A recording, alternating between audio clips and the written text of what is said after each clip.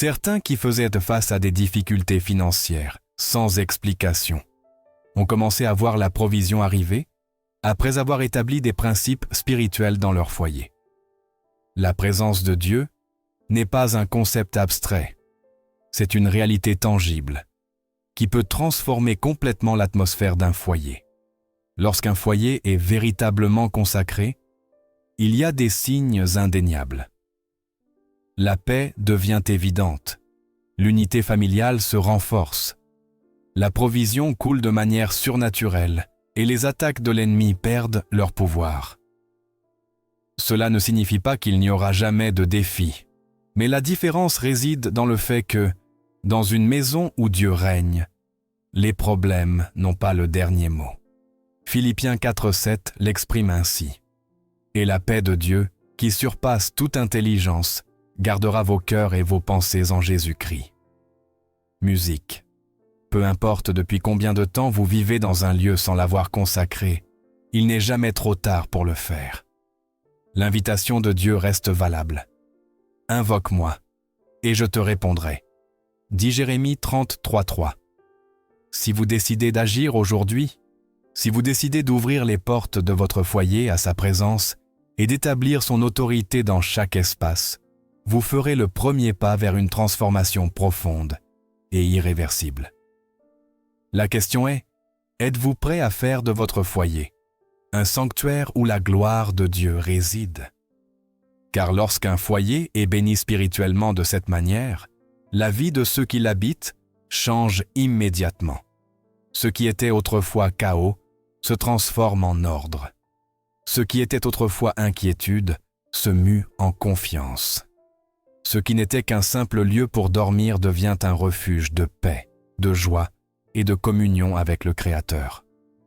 La présence de Dieu fait la différence et aujourd'hui, vous avez l'opportunité de l'expérimenter dans votre propre maison. Les paroles prononcées dans un foyer ont le pouvoir de construire ou de détruire, d'apporter la bénédiction ou d'attirer l'affliction. Les Écritures nous avertissent clairement du poids des paroles dans le monde spirituel. Proverbe 18, 21 déclare « La mort et la vie sont au pouvoir de la langue », ce qui signifie que ce qui est dit dans un foyer n'est ni anodin ni inoffensif. Chaque parole prononcée peut ouvrir une porte au royaume de Dieu ou donner accès aux ténèbres. Tout au long de la Bible, on trouve des exemples de la manière dont les paroles ont déterminé le destin de familles entières, depuis les bénédictions prononcées par les patriarches sur leurs enfants, jusqu'aux décrets divins qui ont scellé la prospérité ou la ruine d'un peuple. Les paroles ont été des outils de pouvoir dans la manifestation du dessein de Dieu. L'un des récits les plus révélateurs sur l'impact des paroles dans un foyer est le moment où Isaac a béni Jacob. Dans Genèse 27, Isaac, déjà âgé et avec une vue affaiblie, a prononcé des paroles prophétiques sur son fils, croyant parler à Ésaü. Bien que la bénédiction ait été donnée par erreur, elle a eu un poids irrévocable dans la vie de Jacob. Quand Ésaü est arrivé et a demandé à être béni, son père lui a dit avec douleur « Je lui ai déjà donné ma bénédiction, et béni il sera. » Genèse 27, 33. Ces paroles ne pouvaient être ni retirées ni révoquées, car dans le monde spirituel, ce qui est décrété avec autorité a des conséquences réelles. Si les paroles d'un père sur son fils ont eu le pouvoir de marquer son destin, combien plus les paroles prononcées constamment dans un foyer affectent-elles ce dernier? La malédiction et la bénédiction ne sont pas de simples concepts symboliques. Dans la Bible, la malédiction était considérée comme une conséquence directe de s'éloigner de la volonté de Dieu, tandis que la bénédiction était le résultat de vivre en alignement avec son dessein. Dans Deutéronome 28, Dieu établit une liste détaillée de bénédictions pour ceux qui obéissent à sa voix, et une autre liste de malédictions pour ceux qui s'éloignent de ses instructions. Parmi les bénédictions, on trouve la promesse de la paix dans le foyer, de la protection contre l'ennemi et d'une provision abondante. Parmi les malédictions, on mentionne la discorde, la pénurie et le manque de direction. Lorsque dans un foyer, on prononce constamment des paroles de plainte de désespoir, de colère ou d'incrédulité, on établit des conditions qui permettent aux ténèbres d'avoir accès. Jésus a enseigné que ce qui sort de la bouche vient du cœur et que c'est cela qui souille l'homme. Dans Matthieu 12:36, il avertit que, le jour du jugement, les hommes rendront compte de toute parole vaine qu'ils auront prononcée et que par leurs paroles, ils seront justifiés ou condamnés. Cela montre clairement que les paroles ne sont pas de simples expressions sans importance, mais qu'elles ont un poids éternel. Dans un foyer, chaque conversation, chaque déclaration et chaque affirmation sème quelque chose dans l'atmosphère spirituelle. Si dans une maison, on répète constamment des phrases comme « il nous manque toujours de l'argent »,« rien ne va jamais bien »,« tout est un désastre », on établit un environnement de pénurie, d'échec et de chaos. Dans la Bible, lorsque Dieu voulait transformer la réalité de quelqu'un, il commençait souvent par changer sa manière de parler. À Abraham, il a changé son nom en Abraham, passant de père élevé à père de multitudes, afin que chaque fois que quelqu'un l'appelait, une parole prophétique soit prononcée sur sa vie. À Gédéon, qui se voyait comme le moindre de sa maison et sans force pour diriger, Dieu l'a appelé « vaillant héros ». Juge 6:12, déclarant sur lui une vérité spirituelle qui n'était pas encore manifeste dans le naturel. Ce principe reste valable. Ce qui est déclaré dans un foyer a le pouvoir d'aligner une famille sur le dessein de Dieu ou de l'en éloigner. L'un des commandements les plus insistants des Écritures est l'instruction de prononcer des paroles de bénédiction. Dans Nombre 6, 24 à 26, Dieu ordonne à Moïse d'instruire Aaron et ses fils sur la manière de bénir le peuple d'Israël. Ces paroles ont été établies comme une proclamation continue de protection, de faveur et de paix. Dans le Nouveau Testament, Jacques Sottile souligne la nécessité de contrôler la langue, la comparant à un gouvernail qui dirige tout le navire.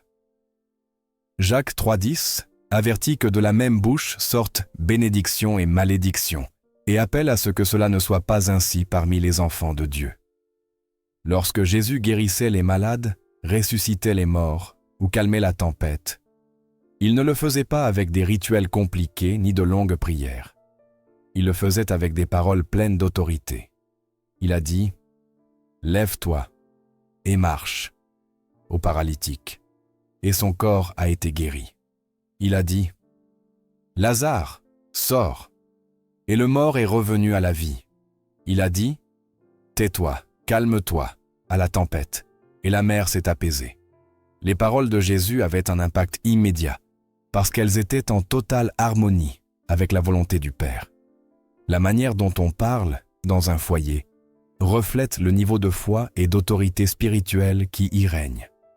Il est impossible d'espérer une transformation dans une famille si les paroles prononcées quotidiennement sont chargées d'incrédulité, de plainte ou de peur. Au lieu de répéter ce que dictent les circonstances, il faut parler conformément à ce que dit la parole de Dieu.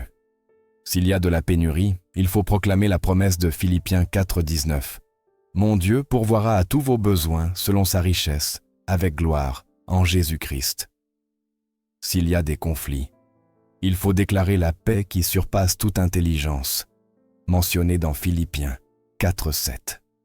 S'il y a de la maladie, il faut proclamer la guérison promise dans Ésaïe 53:5. Par ses blessures, nous sommes guéris. Dans les temps bibliques, les prêtres avaient la responsabilité d'intercéder pour le peuple et de prononcer des bénédictions sur lui. Aujourd'hui, chaque croyant a l'autorité d'être prêtre dans son propre foyer. Dans 1 Pierre 2:9, il est déclaré que les enfants de Dieu sont une race élue, un sacerdoce royal, une nation sainte. Cela signifie que chaque parole prononcée dans une maison a un impact spirituel réel. Il est impossible de bénir un foyer si l'on parle constamment contre la paix et l'harmonie que l'on souhaite.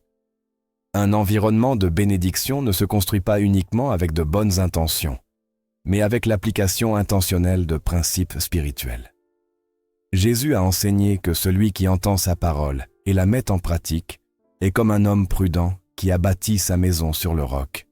Et lorsque les pluies y sont venues et que les vents ont soufflé, la maison et sa terre restaient debout.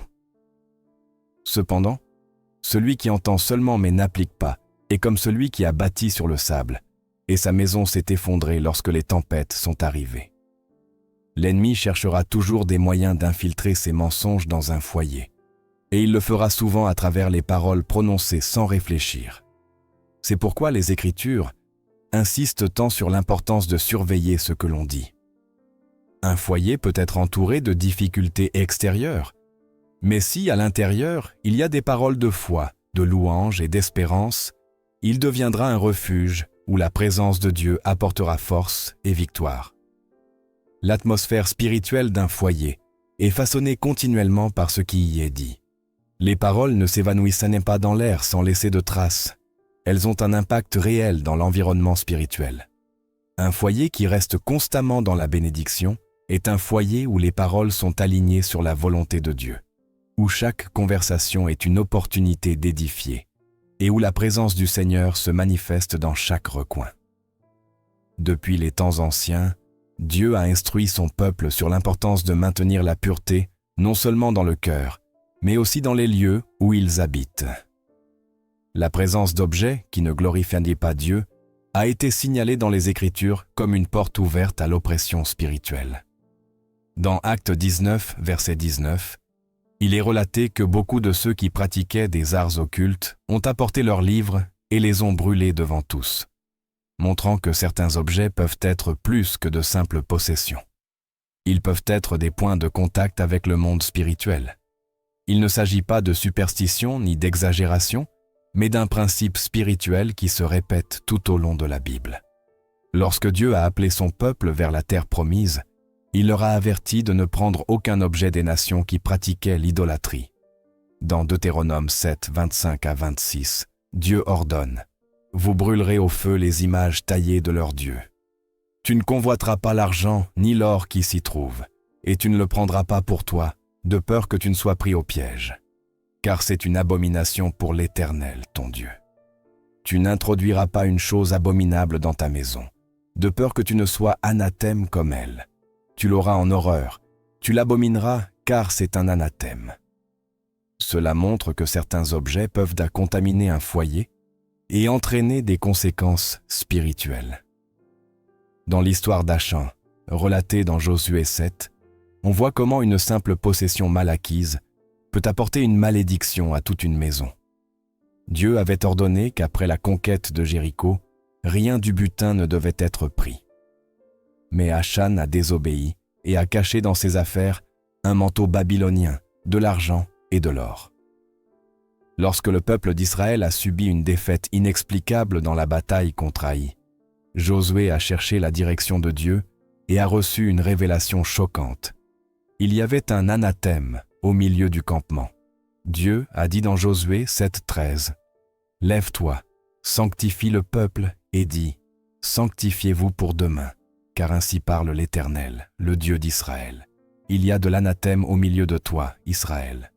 Tu ne pourras résister à tes ennemis jusqu'à ce que vous ayez ôté l'anathème du milieu de vous. » La conséquence de cet acte n'a pas affecté uniquement Achan, mais toute sa famille.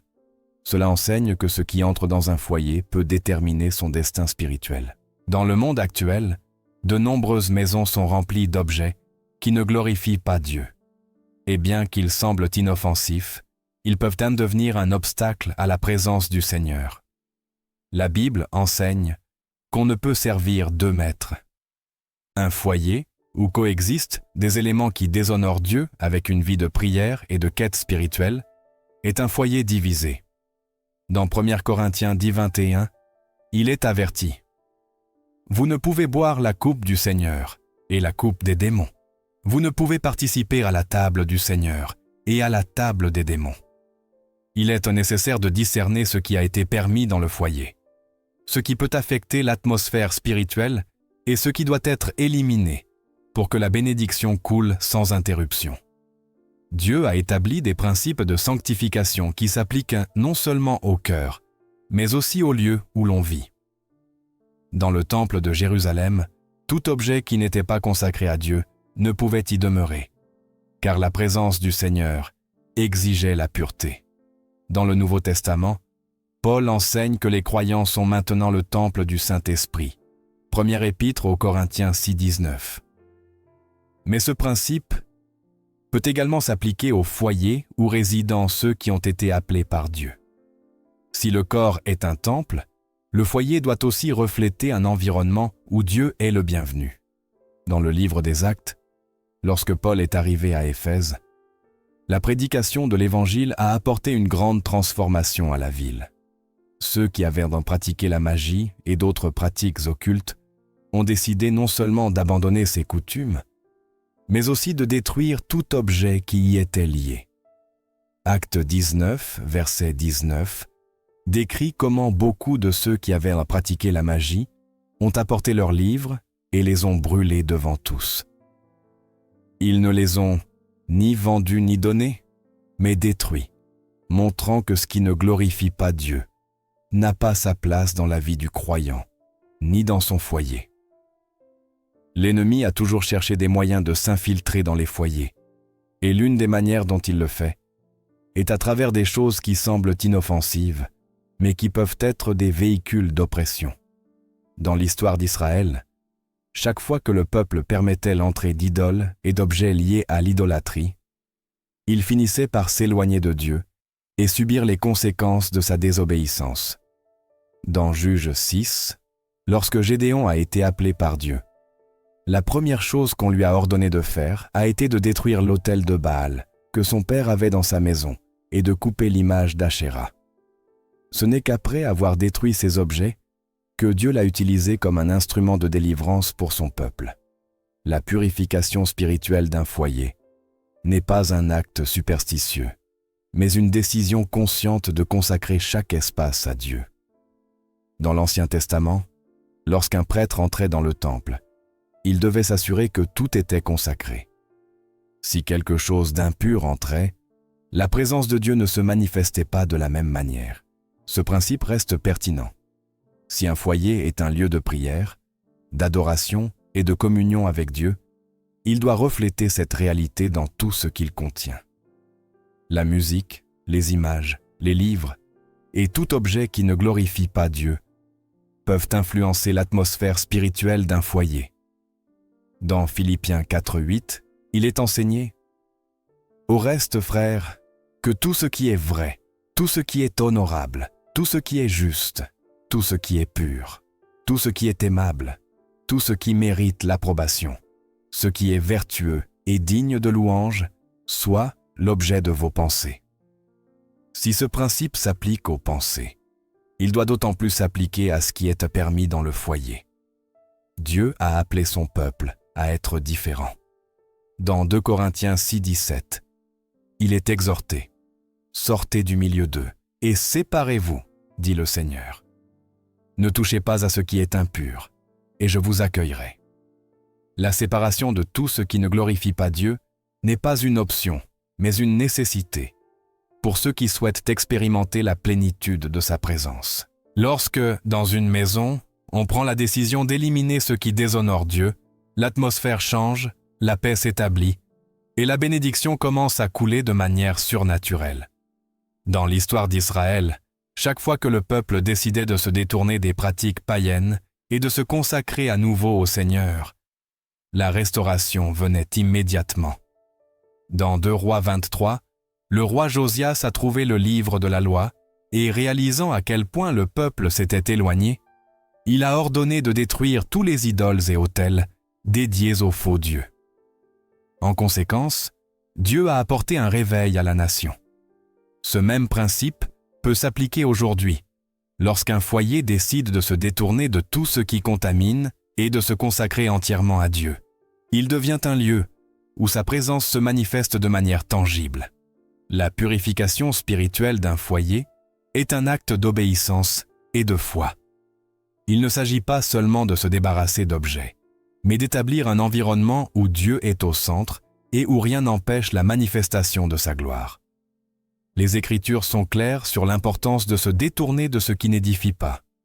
Un foyer aligné sur la volonté de Dieu est un foyer où la présence du Seigneur est palpable, où la paix est évidente et où les bénédictions coulent sans entrave.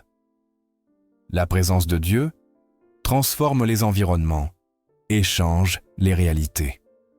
Depuis le commencement, l'adoration a été le moyen par lequel sa gloire se manifeste de manière tangible. Les Écritures sont remplies de récits où la louange a ouvert les cieux, libéré des victoires et abattu des forteresses. Dans 2 Chroniques 20, lorsque le roi Josaphat a fait face à une menace impossible à vaincre par des moyens humains, Dieu n'a pas ordonné l'utilisation d'épées ni de stratégies militaires. L'instruction était d'envoyer les chantres à l'avant de l'armée, proclamant la grandeur de Dieu. Pendant qu'ils adoraient, l'ennemi a été confus et vaincu, sans qu'Israël ait eu à lever une seule arme. La victoire n'était pas le résultat de la force humaine, mais du pouvoir de l'adoration. Ce principe reste valable. Un foyer où l'on adore Dieu est un lieu où sa présence s'établit avec puissance, chassant tout ce qui s'oppose à sa volonté. L'ennemi a toujours tenté d'usurper l'adoration qui appartient uniquement à Dieu. Dans le désert, lorsque Jésus a été tenté, Satan ne lui a pas demandé des richesses ni un pouvoir terrestre. Il lui a demandé de l'adorer. Matthieu 4,9 montre sa tentative désespérée. « Je te donnerai tout cela si tu te prosternes et m'adores. » La réponse de Jésus était claire et catégorique. « Tu adoreras le Seigneur, ton Dieu, et à lui seul tu rendras un culte. » Matthieu 4,10. L'adoration est une arme spirituelle, mais aussi une décision. Chaque maison est remplie de sons, de paroles, d'expressions qui déterminent l'atmosphère spirituelle. La question n'est pas de savoir s'il y a de l'adoration, mais à qui elle est dirigée. Lorsque la louange remplit un foyer, elle ouvre un espace où Dieu agit, apportant guérison, restauration et paix. Dans l'histoire de Saül, lorsqu'un esprit malin le tourmentait, ce ne sont pas des stratégies humaines qui lui ont apporté du soulagement. Dans 1 Samuel 16:23, il est relaté que lorsque David prenait sa harpe et jouait, l'esprit qui perturbait Saül s'enfuyait, et il trouvait du repos. L'adoration déclenche un mouvement spirituel qui ne peut être ignoré. C'est pourquoi, dans les moments d'angoisse, de désespoir ou de confusion, le principe le plus puissant est de s'élever en adoration à Dieu. Là où il y a une adoration authentique, il n'y a pas de place pour l'oppression. L'atmosphère change, le fardeau s'allège, le poids de la présence de Dieu devient tangible. Dans le psaume 22:3, il est déclaré que Dieu habite au milieu des louanges de son peuple. Sa présence n'est pas attirée par le bruit, mais par des cœurs qui l'exaltent avec sincérité. Dans le tabernacle de Moïse, l'adoration n'était pas une option, c'était l'environnement où Dieu se manifestait. Avant d'entrer dans le lieu très saint, les prêtres offrirent des sacrifices de louange, montrant que l'adoration est la clé pour accéder à la présence du Seigneur.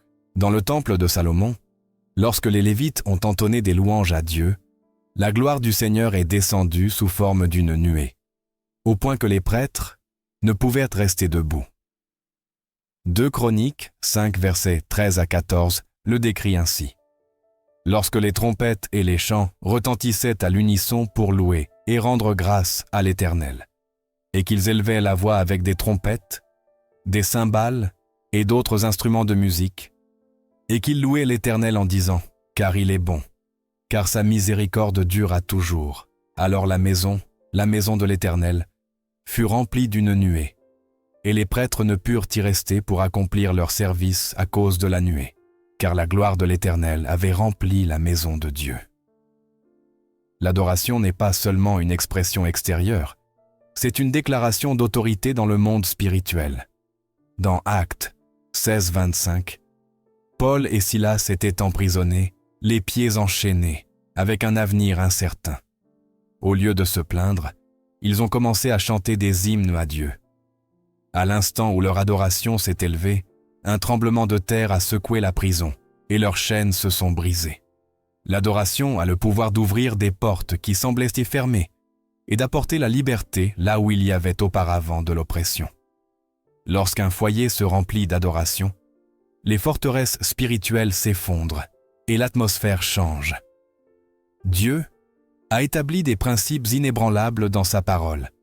L'un d'eux est que l'adoration est toujours accompagnée de victoire. À Jéricho, les murailles ne sont pas tombées par la force humaine, mais par l'obéissance à un commandement divin.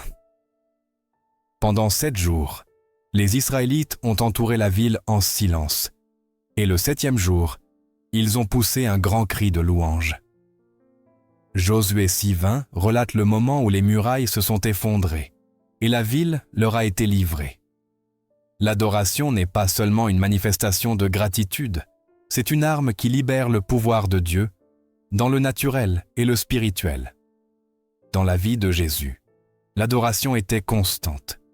Dans Jean 17, avant d'affronter la croix, il a élevé une prière au Père dans laquelle il a glorifié son nom et proclamé l'unité de son peuple.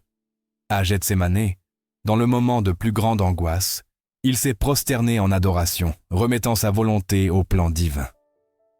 Luc 22:42 rapporte ces paroles. « Père, si tu veux, éloigne de moi cette coupe.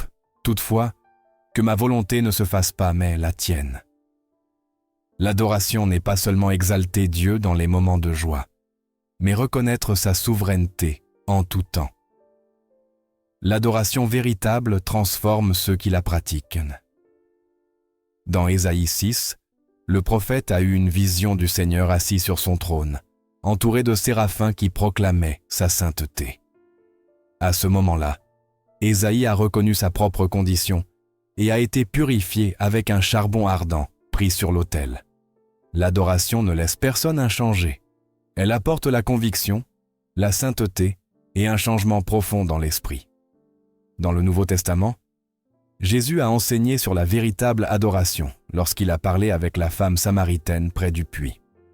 Dans Jean 4:23, il a déclaré « Mais l'heure vient, et elle est déjà venue, où les vrais adorateurs adoreront le Père en esprit et en vérité. Car ce sont là les adorateurs que le Père demande. Dieu est esprit, et il faut que ceux qui l'adorent en esprit et en vérité. » L'adoration ne dépend pas d'un lieu, d'une tradition ou d'un style musical. C'est une attitude du cœur, une remise totale à Dieu qui ne dépend pas des circonstances. À l'époque d'Élie, lorsque le peuple d'Israël était divisé entre servir Dieu et suivre les faux dieux, le prophète a défié les prophètes de Baal sur le mont Carmel. Pendant que les adorateurs de Baal criaient et se mutilaient, leur Dieu n'a pas répondu. Mais lorsque Élie a restauré l'autel de l'Éternel et a élevé une prière d'adoration, le feu est descendu du ciel, consumant l'Holocauste. 1 Roi 18:39 décrit la réaction du peuple. Tout le peuple le vit.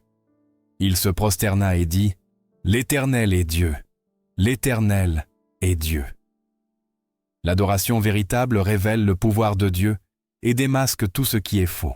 L'ennemi cherchera toujours à faire taire l'adoration, car il sait que là où il y a une louange authentique, le pouvoir de Dieu se manifeste. À l'époque du roi Nabuchodonosor, il a été ordonné que tous se prosternent devant la statue d'or. Cependant, Shadrach, Méshach et Abed-Négo ont refusé, car ils n'adoraient que le vrai Dieu. Ils ont été jetés dans la fournaise ardente, mais au milieu des flammes, la présence de Dieu s'est rendue visible. Daniel 3:25 rapporte que Nabuchodonosor a vu un 4e homme dans le four, semblable à un fils des dieux. L'adoration inébranlable attire le soutien du ciel et témoigne du pouvoir de Dieu. Dans l'Apocalypse, l'adoration est le son qui remplit le ciel. Jour et nuit, les êtres vivants proclament « Saint, Saint, Saint est le Seigneur Dieu, le Tout-Puissant. » Apocalypse 4:8. L'adoration est éternelle. Elle ne se termine pas avec cette vie, elle est le langage du ciel. Lorsqu'un foyer se remplit de louanges, il s'aligne sur le dessein divin et devient un reflet du royaume de Dieu sur la terre.